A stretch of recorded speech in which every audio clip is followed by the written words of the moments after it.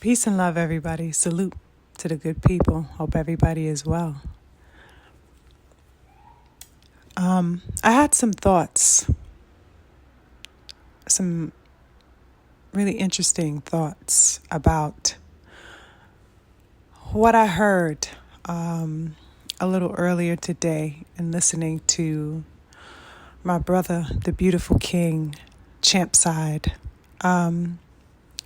who went on a live call on Twitter Spaces today with Ryan and Garcia. And the dynamic of that is interesting because they had some back and forth on Twitter. Apparently, Ryan had reached out to Champside and sent him some very vile,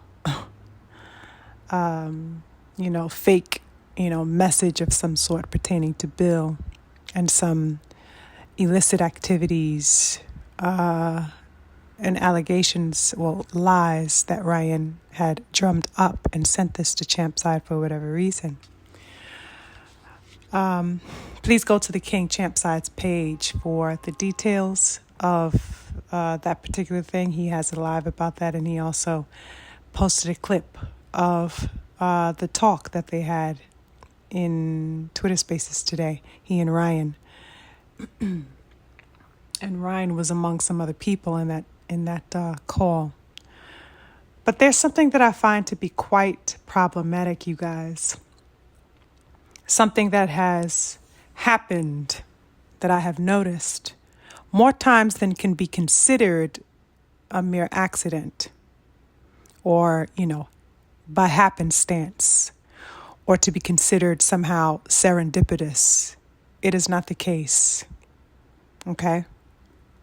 It's happened more often than to be placed in such a frivolous category. So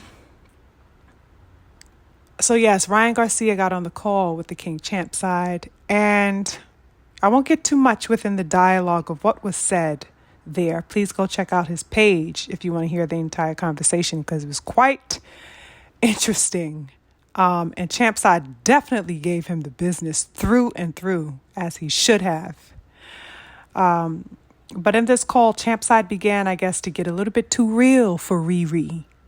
Okay? A little bit too real for Riri's frail mind and frail emotions. Because we know he's frail as fuck.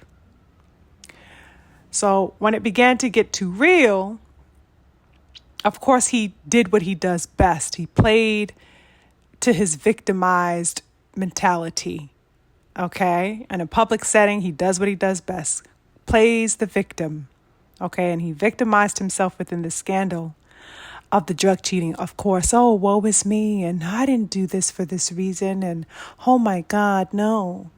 You know how he goes about it.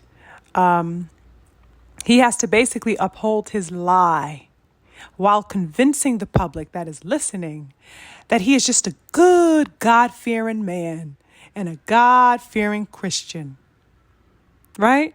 But who also happens to threaten men with all types of insidious threats that he'll fuck their wives and their mothers.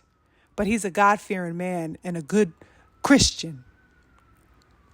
But anyway, Champside is chopping this man up with the questioning, okay? He is backing this man into every corner and exposing just how absurd Ryan's position is and has been.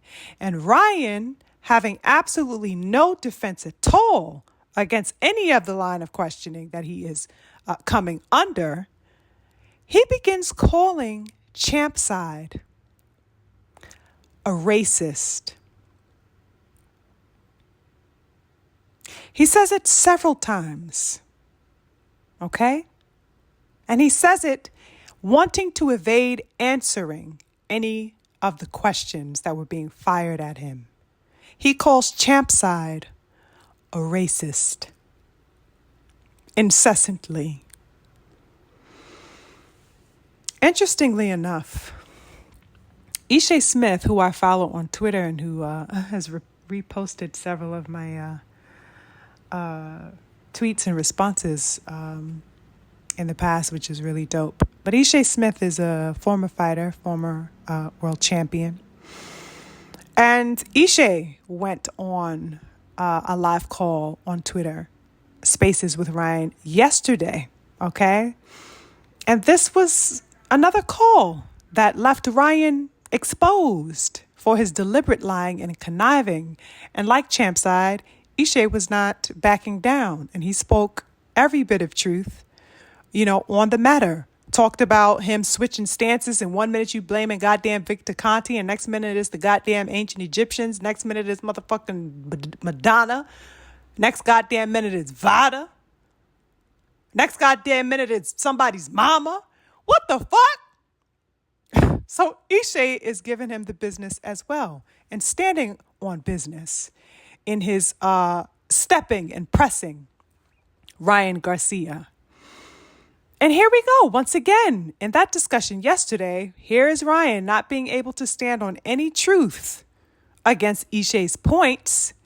And once again, Ryan calls Ishe now a racist as well in this particular conversation. Over and over again, taunting and throwing this phrase at him. Also, let's not forget that it was only a month ago when Ryan Garcia threw the same term at Tim Bradley. Right? Didn't I discuss this in a previous commentary? Tim said that Ryan's behavior was something like a goddamn zoo animal, the way he's been carrying on, with all of the nonsensical things he's been doing and all the outrageous tirades that have been non-stop. Tim Bradley likened him and his behavior to that of a zoo animal. Ryan didn't like that. And so he called Tim Bradley what? You guessed it, a racist. So many things, you guys, are absolutely abhorrent within this. Much of which is so absolutely childish and ridiculous that I'm going to spare myself the headache of divulging them all. But I do want to point out that it is of no coincidence that Ryan Garcia has now called 3 black male public figures in a row racists. It is evident that he does not like black men asserting themselves. He does not like black men asserting their opinions, pushing a counter narrative to his own, calling him out for his obscene, imbecilic behavior, and he does not like the unapologetic stance that they have, standing their own ground in confronting him. That is evident. That's been made quite clear to me. When he is faced with that heat from black men, apparently, he throws this term around easily. Okay? It's disrespectful and it's passive aggressive. It's a passive aggressive way of trying to abate the topic and the points at hand being made. And it's also his way of diverting any listener's attention away from the subject at hand, like some type of musician that would divert eyes away from the truth behind a trick. Same thing as a magician. Turn your eyes away from here with a distraction so you won't take a look at the real shit that's going on. That's how he's using the throwing of the term racism around, specifically to black men and solely to black men up until this point. It's also blatantly disrespectful to black people. That goes without saying, you guys. My people, the people that I'm talking to. It's blatantly disrespectful to us who deal with the ramifications of virulent and covert racism on every level and every shade in between every day in one form or another. For him to so loosely use this term, simply because his little feelings are hurt by the questions he's afraid to answer, should be taken offensively, real talk, by Black people who know what we deal with and what is at stake in our community around the country and throughout the diaspora. This is to my real ones. Offense should be taken to this. Did Ryan call Caleb Plant a racist, you guys? Did Ryan call Caleb a racist when Caleb called him out and questioned him from the rooter to the tutor on a public platform? Twitter and other places? Did he call him a racist when Caleb took an unapologetic stance in his calling him out and calling him a blatant drug cheat and showing him no sympathy in his stance? Also, did Ryan call George Kambosos a racist when he said that he's a real man and would never need to stoop so low, basically, to take performance-enhancing drugs just to step in a ring with a competitor? Wasn't that George Kambosos who postured that? Was George a racist for his views and his stance in calling Ryan out for what he is? George and Caleb's stances do not differ at all from that of Ishay, Champside, or Tim Bradley in the least bit. There is basically no difference at all, virtually no difference between them. They have their own positions, but they all pretty much share a very similar view of Ryan Garcia, his antics, and of course, most importantly, his drug cheating. They all share the same stance. Yet you're calling 3 Black men racists. Black boxing fans, you better be cognizant about what is in front of you, because it's absolutely clear to me. I have no doubts or confusion about what I see. This is not a term that needs to be used as some, type of scapegoat shield, for your whims and your little bruised ego at the moment, that you could just throw this term around. This is real life for us globally. And I'm absolutely 100% disgusted. Disgusted. You guys better not be so quick and so lenient enough to think that it is okay to let this man off the hook with his words. And in how shameless and carelessly he is throwing this around, particularly to us.